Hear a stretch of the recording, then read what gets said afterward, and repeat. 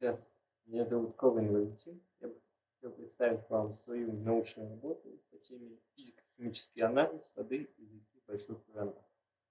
Цель проекта – провести физико-химический анализ воды из реки, методы исследования, работать с литературой и методы физико-химического анализа.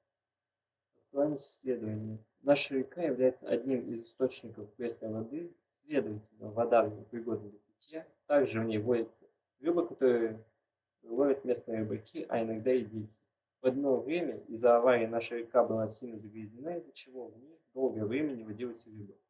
Нам захотелось провести физико-химический анализ воды, так как река проходит через наш поселок, и местные жители так или иначе контактируют с ней. Задача исследования – изучить литературу по данной теме, взять пробу воды, провести сравнительный анализ пробы воды, сделать выводы и составить заключение по полученным данным. Мы провели несколько опытов, таких как определение цвета воды, определение мутности воды, запаха, определение pH среды, определение наличия органических примесей, жесткости воды, качественный состав растворенных в речной воде веществ и минерализации воды. В заключение, в результате анализа мы установили, что взятая нами вода соответствует природным нормам, а концентрация вредных веществ в водоеме не превышает допустимое.